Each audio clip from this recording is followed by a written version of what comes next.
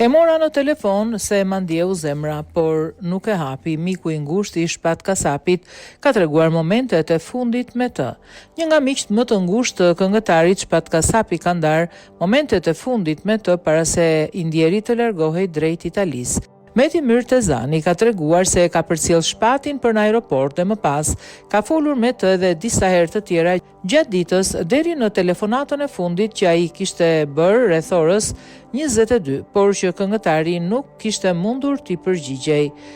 Kur e ka marrë nga shtëpia për në aeroport, kemi biseduar për punë familjare, shkonte në Itali për djalin, vetë nuk ka patur probleme shëndetësore. Biseda e fundit ka qenë në orën 20. Më tha, vllai jem, jam me grip, jam ftohur, sa mbarova punë me djalin, të premten më tha të shkoja në aeroport.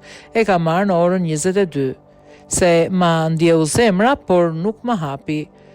Më mori kunati vetë nga ora 1 dhe më tregoi. Tani jam rrugës për në Itali se nuk mund ta besoj akoma. Dhe kur ka firmosur për në Big Brother, kemi qenë bashkë në Top Channel, Thameti.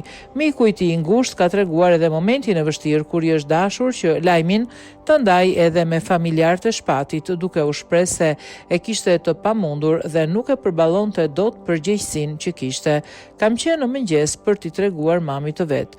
Nuk dija si t'ia thoja se përballoja dot. I kam tregu motrës së vet, por nuk ndenja dot më pastaj, u shpreh miku i tij, Meti Myrtezani.